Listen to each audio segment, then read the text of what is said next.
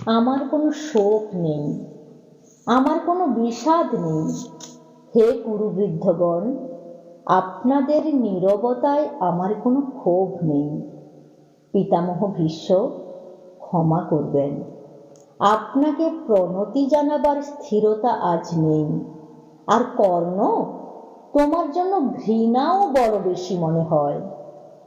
আর হে আমার পঞ্চস্বামী, আর্যাবর্ত বিজয়ী বীর শ্রেষ্ঠ অর্জুন, শক্তিমান ভীম, নকুল সহদেব আর আপনি ধর্মপুত্র, আপনারা আমার কৃতজ্ঞ অভিবাদন গ্রহণ করুন।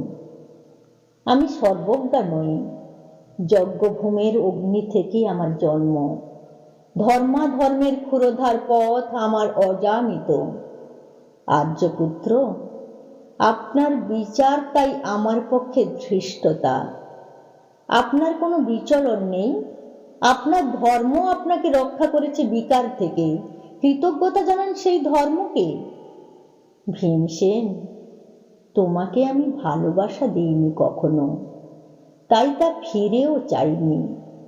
শুধু তোমাকে আমার জিজ্ঞাসা ছিল ফাল্গুনী, ঊর্ধ্বচারী মৎস্যের ছায়ালীন চোখের থেকেও দুর্লক্ষ কি দুর্যোধনের বুক? বলো সত্য করে, প্রেম নয়, শুধু পৌরুষের আস্ফালনই ছিল পাঞ্চালী বিজয়ের পটভূমি? কিন্তু মিথ্যা প্রশ্ন। আমি জানি তোমার কোনো উত্তর নেই, যেমন নেই কোনো ভালোবাসা। তোমার শুধু আশা আছে। কৈশোর থেকে তুমি জেনে এসেছ বীরভোগ্যা পৃথিবী আর রূপমুগ্ধা নারী। জেনেছ একদিন ধার্তরাষ্ট্রের হাত থেকে ছিনিয়ে নিতে হবে কৌরব উত্তরাধিকার। জেনে এসেছ যেখানে যা কিছু সর্বোত্তম সেখানেই পৌঁছতে হবে তোমাকে। শুধু এই কুমারী লক্ষ্যের দিকেই তোমার দৃষ্টি ধনঞ্জয়। তাই অনায়াসে তুমি সরে যাও এক নারী থেকে অন্য রমণীতে। তোমার পূর্বপুরুষেরা যেমন একদা এক তৃণপ্রান্তরকে নিঃশেষ করে চলে যেতেন বনান্তরে। এই দ্রুত সভায় দাঁড়িয়ে আমাকে জানতে হলো, নারী শুধু কয়েক প্রহরের বিলাস সঙ্গিনী। মণিময় হার, শত সহস্র তরুণী দাসী, দান্ত মাতঙ্গ, গন্ধর্ব প্রেরিত অশ্বযুত, আর আমি পাণ্ডুপুত্র বধূ। এক পংক্তিতে দাঁড়িয়ে আমরা সবাই অপেক্ষায়।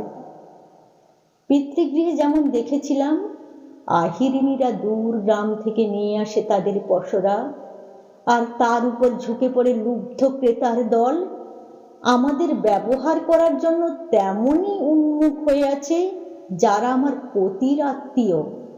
আর আমাদের বিলিয়ে দিচ্ছেন যারা, তারা আমার পঞ্চস্বামী।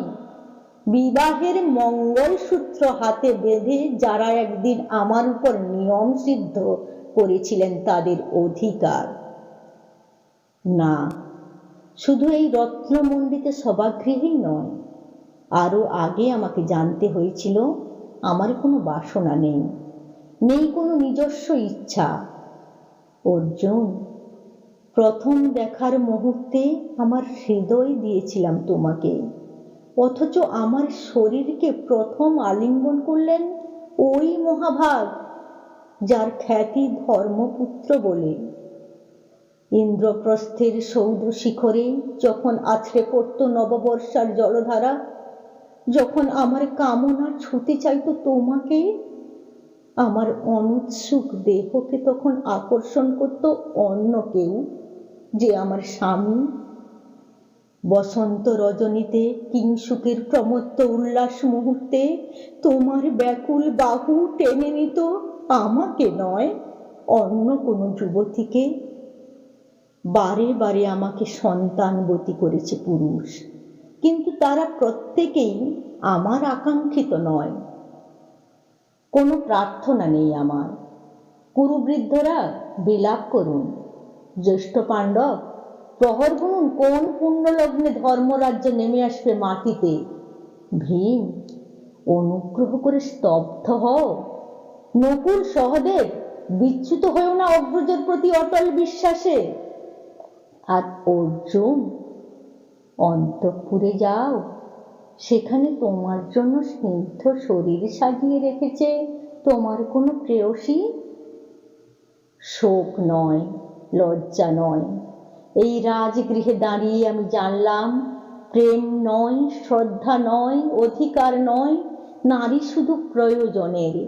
জানলাম এখানে কোনো ভেদ নেই ধর্মপ্রাণ যুধিষ্ঠির, শক্তিমান ভীম, প্রেমিক অর্জুন আর লোলুপ ধৃতরাষ্ট্র নন্দনদের মধ্যে। প্রতিকার চাইছি না, যা শুধু বিলাসের। সেই বস্ত্র ছিনিয়ে নেয় যদি কোনো দুঃশাসন, নিক, আমি কাঁদছি না। চারপাশে ভাসানের ডিঙায় পশুদের উদ্দাম নাচের ভঙ্গি আমি দেখছি না। চারপাশে ক্লীবদের অক্ষম বিলাপ আমি শুনছি না। ধনুর্বাণ নেই, আমি ফিরিয়ে আনছি আমার জন্মের স্মৃতি, যজ্ঞের আগুন।